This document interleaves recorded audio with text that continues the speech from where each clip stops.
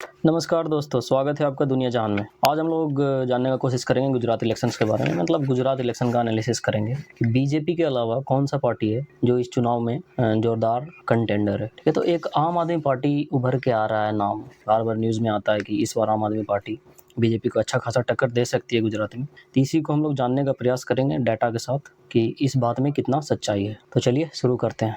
सबसे पहले हम लोग जानेंगे 1985 में जो इलेक्शन हुआ था, उसमें किसका सरकार बना था और किसको कितना सीट आया था और कितना परसेंट वोट किस पार्टी को मिला था। तो 1985 में जो इलेक्शन हुआ था वो गुजरात का 7वां इलेक्शन था और उस इलेक्शन में कांग्रेस पार्टी को 149 सीट मिला और जनता पार्टी को 14 सीट मिला था। यही दो मेजर पार्टी उस समय थे वहाँ पे। बीजेपी का तो नामो निशान भी नहीं था 1985 में।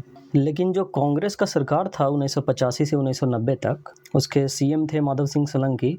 उसी दौरान एक्चुअली में देखा जाए तो गुजरात में दंगा हो गया था। एक दंगा हुआ 1985 में और एक दंगा 1990 में भी होता है और एक दंगा 1992 में भी होता है।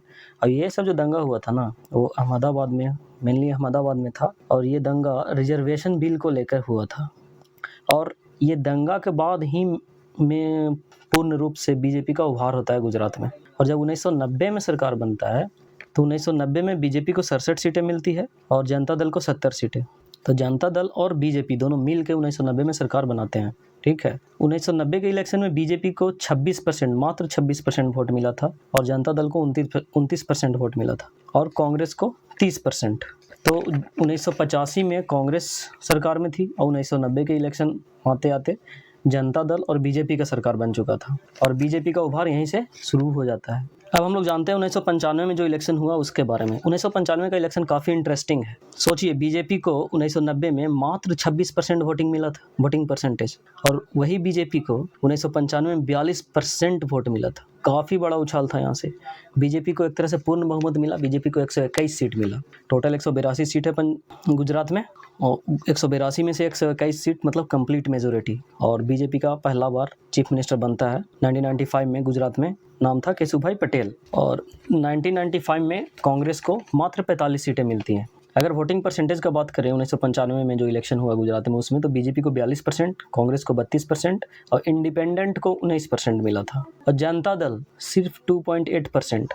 1990 में जनता दल को अच्छा खासा 29% वोट मिला था और 1995 में सिर्फ 3% से भी कम। तो सोचिए एक पार्टी का कैसा हश्र हो जाता है, मतलब एक इलेक्शन 5 साल का ही अंतर है सिर्फ। तो इलेक्शन में बहुत सारा चीज़ पे डिपेंड करता है। ये ज़रूरी नहीं है कि आप अभी बहुत ज़्यादा स्ट्रॉन्ग हैं तो अगला इलेक्शन में भी आप स्ट्रॉन्ग ही रहिएगा। ये 1990-1995 के इलेक्शन को अगर आप अच्छे से देखिएगा जो गुजरात में हुआ था, तो आप अच्छा से एनालिसिस कर सकते हैं देख कर। जनता दल काफ़ी ज़्यादा स्ट्रॉन्ग था 1990 में। 1995 में तो कहीं दिखाई ही नहीं दिया, 3% वोट, मतलब एकदम नीचे। 1995 में सरकार तो बन गई बीजेपी का, लेकिन फिर आप लोग नाम सुने होंगे शंकर सिंह वाघेला का। ये बीजेपी के ही मेंबर थे। तो ये बीजेपी के 47 एमएलए को तोड़ के और मध्य प्रदेश में चले गए थे सितंबर 1995 में। और ये ड्रामा काफ़ी अच्छा खासा चला था वहाँ पे। फिर से 1996 में वाघेला 105 एमएलए को लेके भागे। अब 121 एमएलए में से 105 को लेके वो अपना गाँव चले गए थे। और ये ड्रामा के दौरान ही अक्टूबर 1996 में वाघेला खुद सीएम बने। अब वाघेला बीजेपी के थे, लेकिन कांग्रेस चूँकि बागी हो चुके थे ना उधर से बीजेपी से, तो कांग्रेस के हेल्प से ये 1996 अक्टूबर 1996 में सीएम बन जाते हैं। ये सब नौटंकी चलते चलते 1998 में जो 1995 में इलेक्शन हुआ था वो वाला मतलब असेंबली ही डिसॉल्व हो गया 1998 में। और 1998 में फ्रेश इलेक्शन होता है गुजरात में। 1998 में जो इलेक्शन हुआ ना, तो बीजेपी को 182 में से 117 सीट मिला और वोटिंग परसेंटेज का बात करें तो 44.8%, लगभग 45% वोटिंग मिला। तो एक तरह से आप देखिएगा तो बीजेपी का वोटिंग परसेंटेज बढ़ते जा रहा है लगातार। 26% से 44% पे आ चुका है। पहले 1990 में 26 था, 1995 में जब आए तो वहाँ पे 42% ही था और यहाँ 1998 में 44-45% हो गया।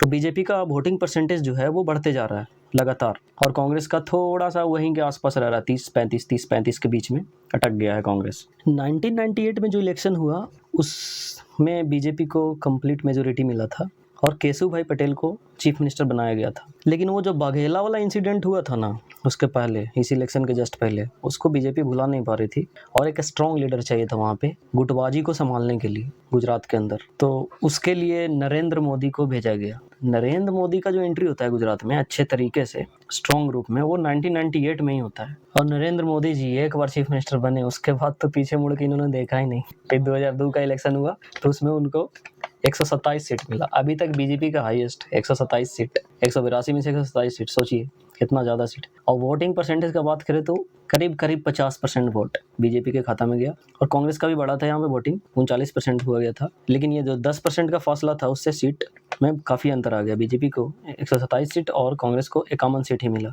2002 में। और जाहिर सी बात है नरेंद्र मोदी जी चीफ मिनिस्टर बनेंगे और वही थे भी चीफ मिनिस्टर। अब शॉर्ट में हम लोग ये जान लेते हैं कि जो 2007 में इलेक्शन हुआ, 2012 में इलेक्शन हुआ, 2017 में इलेक्शन हुआ, उसमें बीजेपी को कितना परसेंट वोट मिला था। तो 2007 के इलेक्शन में भी 49% मिला वोट बीजेपी को, 2012 के इलेक्शन में 47-48% और 2017 के इलेक्शन में भी 49% वोट मिला। तो कमोबेश अगर देखिएगा ना तो 1998 से 2017 तक लगभग 50% के आसपास वोट बीजेपी को मिलते रहा है। लेकिन एक इम्पॉर्टेंट बात जो यहाँ जानना जरूरी है, 2012 के इलेक्शन में बीजेपी को 120 सीट मिला था और 2017 के इलेक्शन में बीजेपी को मात्र 99 सीट मिला। तो सीट का अंतर के हिसाब देखा जाए तो काफ़ी अंतर है, 20-21 सीट का अंतर आ जाता है। अब कुछ लोग कहेंगे कि 2012 में मोदी जी थे गुजरात में, तो मोदी जी अपना किला को संभाले हुए थे और 2012 में छोड़ के इधर फिर चले आए, प्राइम मिनिस्टर बन गए वो। उसके बाद 2017 में तो मोदी जी थे नहीं वहाँ पे, मोदी जी के नाम पे चुनाव लड़ा गया था, लेकिन चीफ मिनिस्टर तो किसी और को ही बनना था। तो इस वजह से हो सकता है कि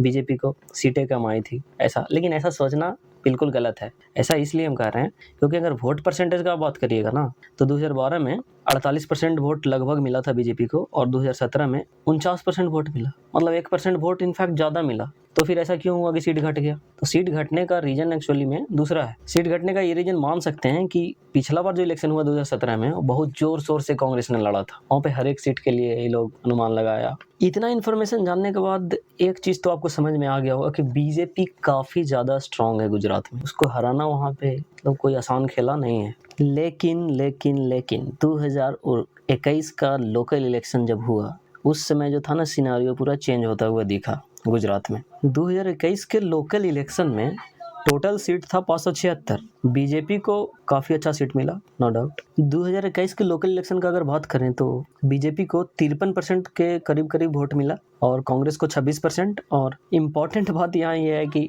आम आदमी पार्टी का यहीं पे एंट्री होता है। 2021 के लोकल इलेक्शन में ही गुजरात में एंट्री होता है आम आदमी पार्टी का, और आम आदमी पार्टी को यहाँ पे मिलता है करीब 14% के आसपास वोटिंग। शुरुआत में 14% वोटिंग मिलना काफ़ी अच्छा संकेत माना जाता है कि उस स्टेट में अगर जगह बनाना है और 13-14% आपको वोट मिल गया, आप काफ़ी अच्छा मेहनत करके वहाँ पे काफ़ी अच्छा कर सकते हैं। और आम आदमी पार्टी को यही चीज़ महसूस हुआ 2021 लोकल इलेक्शन के जस्ट बाद, और इसी वजह से आप लोग न्यूज़ में सुनते होंगे अभी कि आम आदमी पार्टी बहुत जोर लगा रही है गुजरात में। तो अब आप लोग के दिमाग में आएगा कि क्या आम आदमी पार्टी सचमुच में गुजरात इलेक्शन जीत सकती है? तो देखिए, ये कोई नहीं जानता, जब तक इलेक्शन हो नहीं जाएगा, रिजल्ट नहीं आ जाएगा, तब तक नहीं किया जा सकता। लेकिन क्या जीत सकती है? कोई थोड़ा मोड़ा चांस है आम आदमी पार्टी का? तो देखिए, ये भविष्यवाणी हम लोग कहाँ से सोच सकते हैं या फिर थोड़ा सा सोचने की कोशिश कर सकते हैं। तो 1990 वाला जो गुजरात इलेक्शन था, 1995 वाला गुजरात इलेक्शन था, अगर उसको देखिएगा तो वहाँ से आपको हिंट मिल सकता है कि ऐसा हो भी सकता है, कोई गारंटी नहीं है। ऐसा इसलिए क्योंकि 1990 में जनता पार्टी को मात्र 70 सीट मिला था, 1995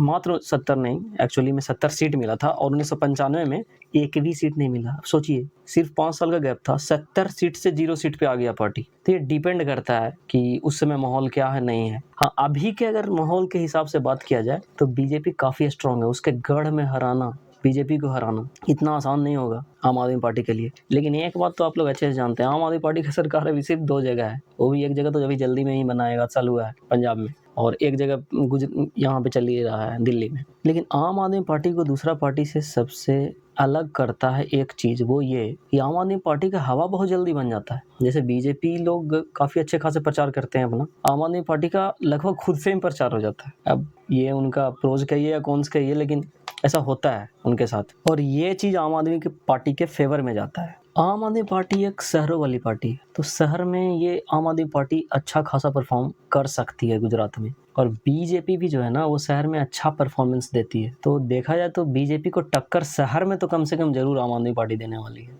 इसमें कोई शक नहीं है। बीजेपी का शहरों में सीट घटेगा, लेकिन बीजेपी इस बात को जानती है जितना भी सीट बीजेपी का घटेगा शहर में, उस सीट को मिनिमाइज करने के लिए बीजेपी जोर लगाएगी गांव की तरफ, और गांव के वो वाला सीट को जीतने का कोशिश करेगी जिस पे कांग्रेस जीत गई थी, जिस सीट को पहले कांग्रेस जीत गई थी। तो इस तरह से ऐसा नहीं है कि आम आदमी पार्टी को सीट नहीं मिलने वाला है। गुजरात में हवा बन चुका है आम आदमी पार्टी का, सीट तो उसको मिलेगा, और खास करके शहर वाला सीट। और ऐसा लगता है 50-60 सीट हो सकता है मैक्सिमम जीत जाए आम आदमी पार्टी, लेकिन पूरा का पूरा मतलब कंप्लीट मेजोरिटी लाना आम आदमी पार्टी के लिए काफी मुश्किल होने वाला है। क्या होगा नहीं होगा ये तो कोई नहीं जानता, लेकिन काफी मुश्किल होगा। हाँ, शहरों में जरूर नुकसान पहुंचाएगी आम आदमी पार्टी बीजेपी को, लेकिन बीजेपी का मुझे लगता है कि आसानी से सरकार इस बार, कम से कम अगली बार का पता नहीं, लेकिन इस बार बन जाएगा, और 100 सीट तो बीजेपी का आना ही आना है। और ये पूरा वीडियो में हम कांग्रेस को बीच में नहीं लाए गुजरात में, क्योंकि कांग्रेस ऐसा लगता है कि पूरा देश में ही सिमटते जा रही है। कांग्रेस में मतलब लोगों का भरोसा बचा नहीं है। कांग्रेस का विकल्प तो कम से कम शहर में आम आदमी पार्टी जरूरी बन जाएगी, और जो बचा गांव देहात, तो गांव देहात में सारा सीट बीजेपी खा जाएगी। कांग्रेस का लगभग सफाया होना तय है, ये इलेक्शन में लगभग तय है। गुजरात इलेक्शन में हमें नहीं लगता कि उसको 20% भी वोट इस बार मिलने जा रहा है। तो निष्कर्ष यही निकलता है कि